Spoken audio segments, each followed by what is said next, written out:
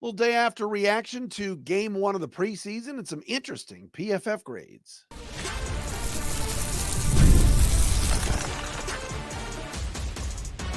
You are Locked On Lions, your daily Detroit Lions podcast. Part of the Locked On Podcast Network, your team every day. Hey, everybody, it's a Friday edition of Locked On Lions right here on the Locked On Podcast Network. Indeed, your team every day. Matt Derry with you on a Friday, August 9th and a Saturday, August 10th. Thanks for making us your first listen, checking us out wherever you get your podcast. Thanks to everybody that tuned in late night last night, whether you were listening or watching on our Locked On Lions YouTube channel for our little post-game reaction to the 14-3 loss to the New York Football Giants in preseason game number one.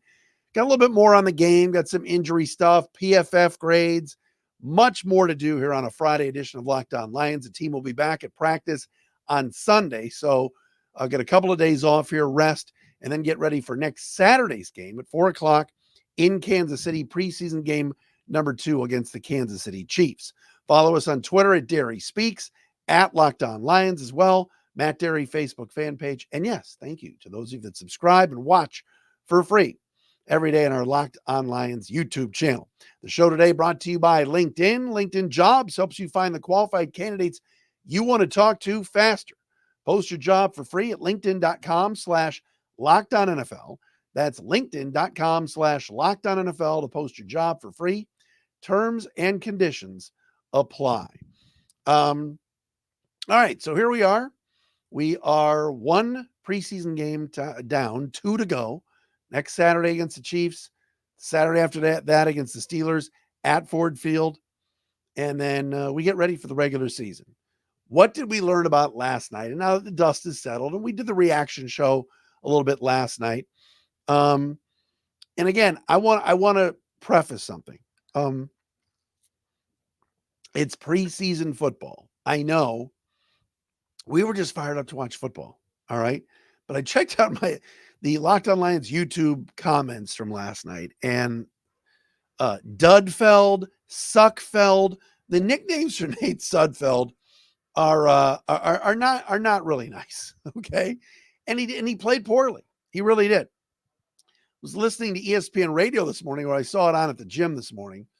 And even Mike Tannenbaum, the former Jets general manager, was on ESPN radio this morning. I forgot the name of the morning show, but Evan Cohen and a couple other people. And Tannenbaum was like, I can't believe how poorly Nate Sudfeld played for a veteran quarterback against a young defense and all these things. So again, I will say, first preseason game, there's no reason to jump overboard or anything else. The game doesn't really matter. You want to keep people healthy. You want to see young guys step up. But the Lions do, capital D, capital O, do have a backup quarterback issue. They do.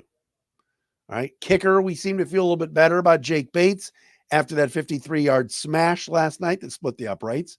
But as far as backup quarterback goes, Hendon Hooker, if healthy this Saturday against the Chiefs, coming back from a concussion that he suffered last night, if Hendon Hooker is cleared to play, and I don't know if he will be, he should start the next game.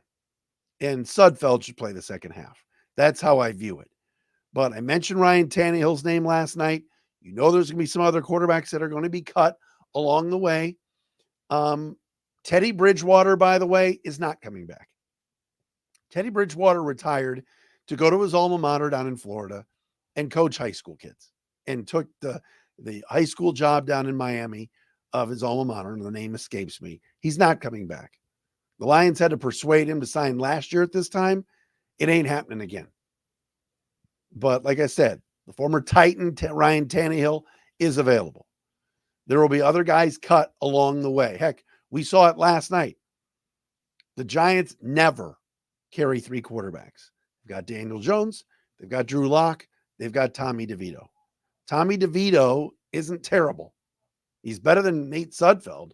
Maybe he's an option if the Giants decide not to keep him around. Now, he's a folk hero back in New York and New Jersey. Maybe they will keep him. I don't know. But, Sudfeld just was not good last night. And in rewatching a few plays today, I couldn't go back and watch the whole thing. It was a bad scene. It was. Now, from some of the people that I talked to that were there last night, field conditions were not great. It was slippery. It was rainy. So not really a great opportunity to judge a lot of the offenses really on both sides. I mean, that Gray kid, the running back, Eric Gray from the Giants, he was probably the best player on the field last night in terms of offensive players. I did like and Golden Tate pointed this out last night on the broadcast. I did like the way the linebackers played. I liked the way the defensive line played. And there was an aggressiveness about that group, along with the cornerbacks, Rakestraw, Arnold, and Robertson. They were very, very physical. And I went back and watched that first series where Robertson had a pass breakup, and so did Rakestraw. And those dudes were a little bit handsy, a little bit physical, but I like that. I like that. So already we're seeing, a much, much improved secondary than we saw a year ago. Again, it was Drew Lock. It was the Giants' third and fourth string receivers. I understand all of that.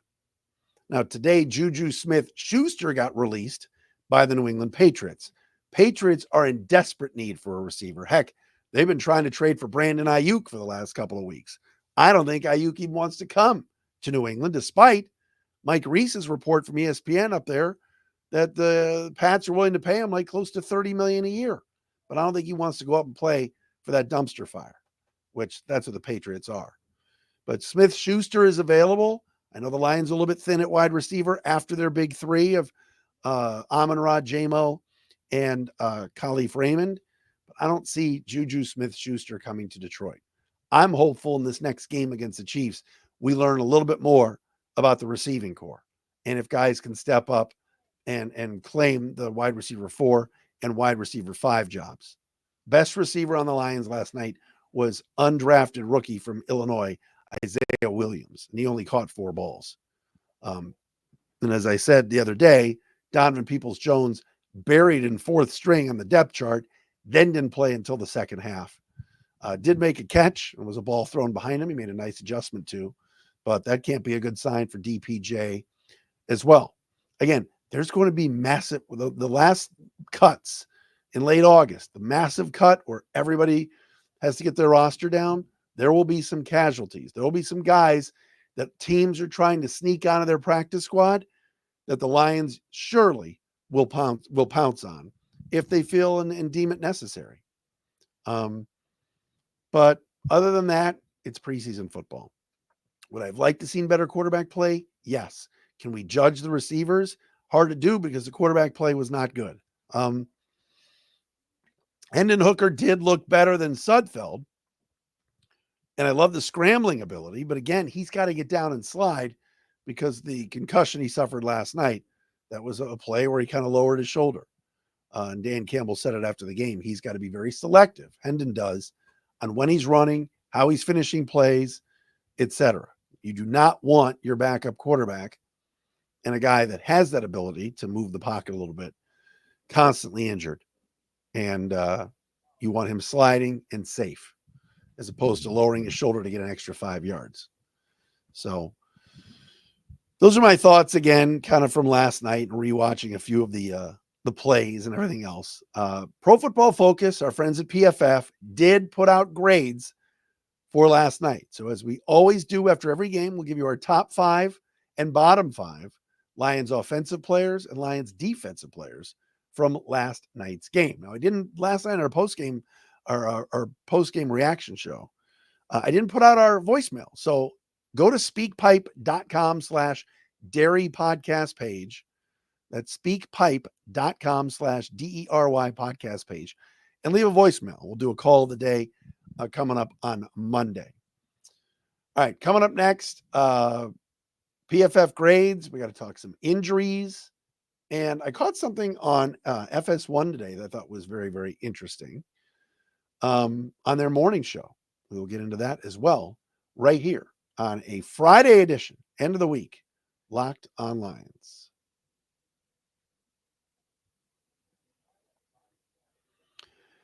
And our show today brought to you by eBay Motors. Passion, drive, and patience. The formula for winning championships is also what keeps your ride or die alive. eBay Motors has everything you need to maintain your vehicle and level it up to peak performance. Superchargers, roof racks, exhaust kits, LED headlights, and more. Whether you're into speed, power, or style, eBay Motors has you covered. With over 122 million parts for your number one ride or die, you'll always find exactly what you're looking for. And with eBay Guaranteed Fit, your part is guaranteed to fit your ride every time or your money back. Because with eBay Motors, you're burning rubber, not cash. With all the parts you need at the prices you want, it's easy to make your car the MVP and bring home huge wins. Keep your ride or die alive at ebaymotors.com. That's ebaymotors.com. Eligible items only. Exclusions apply. eBay Guaranteed Fit. Only available to U.S. customers.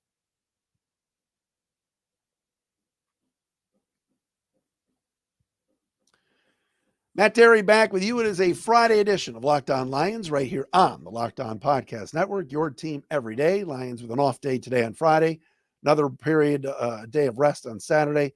Back at it for a Sunday practice and getting ready for next week's preseason game number 2 in Kansas City, the place where last year the Detroit Lions went in and shocked the world and beat the Chiefs in week 1. They'll be back at the Arrowhead next Saturday, a 4:00 game. Once again, you can see on Fox 2 or listen to on the radio side. Shout out to Dan Miller, Lomas Brown, Dan, and TJ Lang on the Lions radio network. All right, PFF grades. This is always fun. I always like doing this during the regular season. You know how big of a PFF slappy I am. I love Pro Football Focus. Go to pff.com, check out all of their content. But if you are a premium subscriber like me, you get the offensive and defensive grades from the game. On offense, the top 5 Lion performers from last night. Backup center Duke Clemens had the highest graded or highest ranked grade, highest rated player with a 90 grade. Good job, Duke. Dan Skipper, 89.0. Connor Galvin, who we'll talk about momentarily at left tackle, 50 snaps, 79.5. Sione Vaki, yes, Vaki Town, 76.1. And Parker Hess, the backup tight end, trying to find a spot on the roster, a grade of 70. Those are your top 5 offensive performers. Your bottom 5 offensive performers, no surprise, backup QB Nate Sudfeld scored a 38.1 grade. Ooh, Lordy, 38.1. Also not a surprise, left guard and left tackle Giovanni Manu, 43.7, second lowest on the squad. Jamar Jefferson, third worst, 45.4. Tom Kennedy, the TK Express, TK85, former Mr. August, 46.5.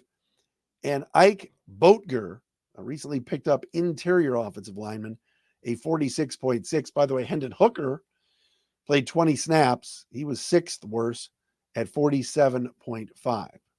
So those are your bottom 5 Lion performers in their 14-3 loss to the Giants last night, according to Pro Football Focus. On defense, the highest graded Lion defender, Amik Robertson, 87.4. Nice job by the free agent signee and pickup. Mitchell Agude, edge rusher, 81.5. Ennis Rakestraw, 80.3. I love to see that. 2 of the top 3 corners on the team finished 2 of the top 3 corners on last night's game for the Lions. Finished in the top 3. 80.3 for Rakestraw. Nate Lynn, edge rusher, 78.5. And Brandon Joseph, he of the interception last night, a 78.3. Good stuff. As far as the bottom 5 performers, a couple of these are head scratchers for me. Number 1, the lowest graded Lion player was James Houston at a 28.0. Ouch. Not good. Run defense grade was a 28.9. So he got cooked in the run game. Mekhi Wingo played 31 snaps, second lowest graded Lion at 28.3. I was surprised to see that. Every time I looked up, Mekhi Wingo was throwing people around, moving bodies. I like what the 6th round pick out of LSU brought to the party. But PFF didn't. They graded him at a 28.3. Also, another guy that I thought played pretty well, but I guess not, was middle linebacker Dayron Gilbert. 40.9, third lowest grade on the squad on defense. Maurice Norris, not a surprise, struggled in the secondary at 42.1. He overran the Gray touchdown and got completely turned around. And then the pride of Cranbrook, Chris Smith, defensive tackle, 42.5. Those are your top 5 and bottom 5 Lion performers from Pro Football Focus. That surprised me about Mekhi Wingo. I like what I saw last night. Saw him get into the backfield, saw him dart through that A gap a couple times, made some plays. Broderick Martin, I thought, played better. He looked better last night than what we saw last year, which wasn't much. But again, the Lions held out a lot of their regulars. So I thought that was not a surprise. And it's what the Lions should do. All right. These preseason games are useless. Yes, you're going to find out about your 3rd, 4th, and 5th string. Yes, you're going to jobs are going to be won in the preseason. But as far as the regulars go, they do not need to be out there. Now, Lions have some questions about backup tackle. Who's it going to be? You know, Dan Skipper, Colby Sorsdahl, Connor Galvin.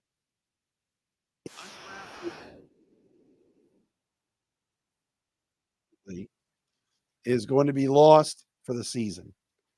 This according to Jeremy Fowler of ESPN, who reported today that Connor Galvin suffered a torn MCL last night, and it will require season-ending surgery. God, that sucks for him. Absolutely horrible. Galvin got rolled up in the second half of the game. You saw him kind of twist back. He had to get carted off. You know, Natani Muti, who is also vying for a backup offensive line job, he got carted off during practice the other day. He's out for the year. Christian Mahogany, the Lions' 7th-round pick, hasn't been with the team at all the last few weeks because of a non-football illness that he has, and he's been on that NFI list. But Galvin was playing well and was trying to vie for one of those backup tackle spots. But ESPN reporting torn MCL, so he's done, which sucks. Absolutely terrible. So Dan Campbell called it a long-term injury last night. And again, we talked about this at the same time last year. What does the backup tackle and backup guard depth look like for this team? What if somebody went down, knock on wood, a Sewell got hurt, knock on wood, or a Decker, whatever. Who's next? We know Sorsdahl has been a draft pick. It was a draft pick last year. Played some games, did all right. Not great, not bad. Dan Skipper's a veteran. You know he's going to stick around. But I liked what I saw from Galvin. And it's unfortunate that he is going to be lost for the year. No update yet on Hooker with the concussions or Antoine Green, who also left last night's game due to a concussion. James Houston had to leave last night's game with a bone bruise in his knee. Safety Maurice Norris had a hamstring injury. And Nate Lynn, who we mentioned before, suffered a shoulder injury last night. So the Galvin injury certainly hurts. The 3rd highest graded Lion last night, as he's going to be, according to ESPN, going to be lost for the year. Again, rosters will be in flux. Trades could be made. Pickups could be made, especially toward the end of camp. You know, keep an eye on that. But right now, losing Connor Galvin, especially because the Lions were looking for a backup tackle, looking to see who's going to win that job or one of those jobs,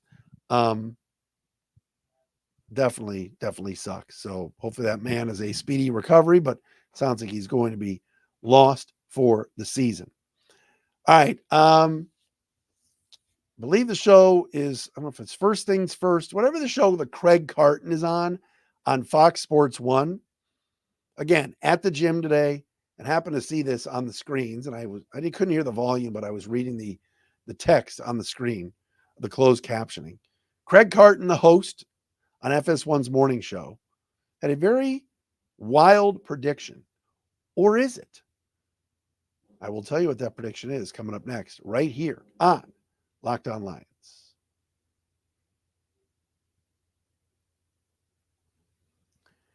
But first, let's tell you about our friends at LinkedIn Jobs. When you're hiring for your small business, you want to find quality professionals that are right for the role. That's why you have to check out LinkedIn Jobs. LinkedIn Jobs has the tools to help find the right professionals for your team faster and for free. And it's very easy to do.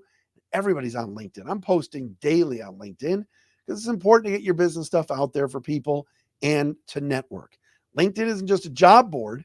LinkedIn helps you hire professionals you can't find anywhere else, even those who aren't actively searching for a new job, but might be open to that perfect role. In a given month, over 70% LinkedIn users don't visit other leading job sites. So if you're not looking on LinkedIn, you're looking in the wrong place. On LinkedIn, 86% of small businesses get a qualified candidate within 24 hours. Hire professionals like a professional on LinkedIn. Post your job for free at linkedin.com/lockedonnfl. That's linkedin.com/lockedonnfl to post your job for free. Terms and conditions apply.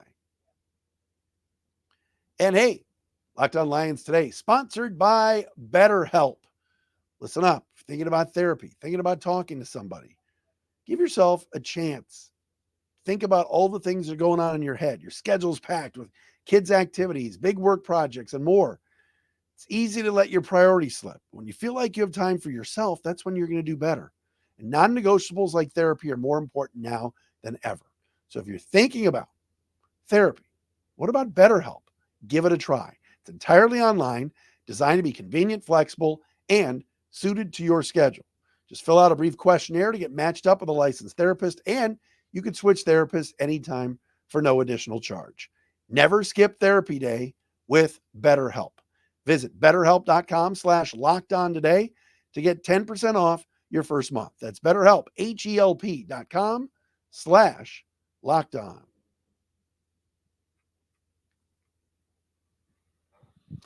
All right, FS1. I don't know how many of you guys watch these shows. I know sometimes we talk about things that Colin Cowherd says. Skip Bayless is gone from FS1. So Shannon Sharp. But I saw something today when I was at the gym, and I thought, I got to bring this up on the show.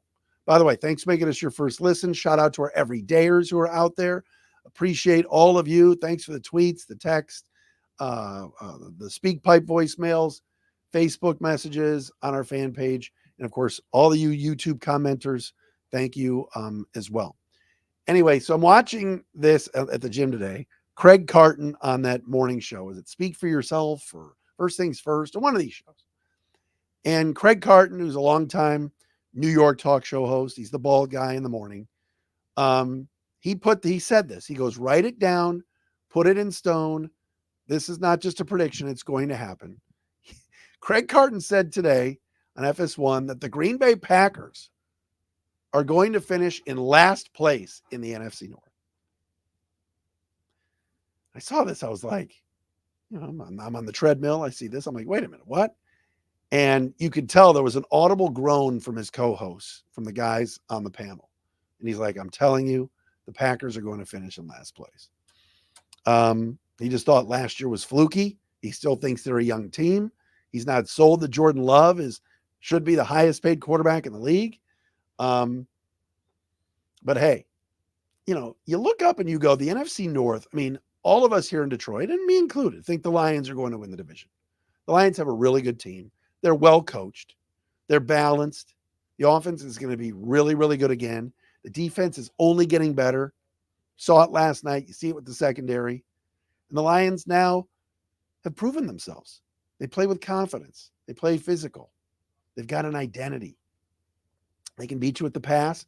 They can smash you with the run. They have arguably the best offensive line in football. Many believe they do.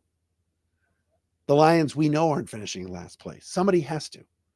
The Chicago Bears, I know everybody is all over them. They love them. They're lathering up. They're saying they're going to the playoffs. Caleb Williams is different, blah, blah, blah. Bears are going to be better, though. The end of the season, kind of strong. I question the coach myself and if Matt Eberflus is the guy, but it's likely the Bears will not finish in last place.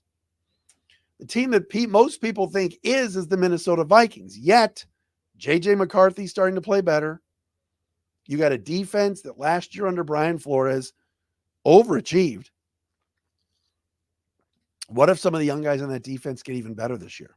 What if Justin Jefferson is a monster again?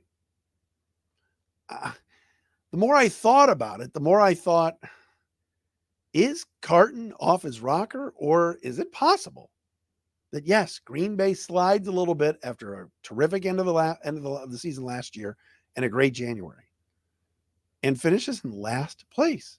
Now, again, they have backup quarterback issues just like the Lions do. What if Love got hurt? That could derail the season. So it might not be as far-fetched as Carton's co-hosts on FS1 thought this morning, or even I thought when I first saw it. I wonder what your reaction is to that. Wild prediction or not that the Packers could finish in last. Minnesota is going to be better than people think. If Sam Darnold's terrible and JJ's not ready, yeah, it could be a long year for them. But the NFC North is stacked. It's a really, really good division. Really good division. Almost as good as the AL Central. All right, that'll do it for us here on Locked On Lions on a Friday. Great week, everybody. We are back again on Monday. Thanks for making us your first listen and checking us out wherever you get your podcast. Be safe this weekend. Talk to you again on Monday.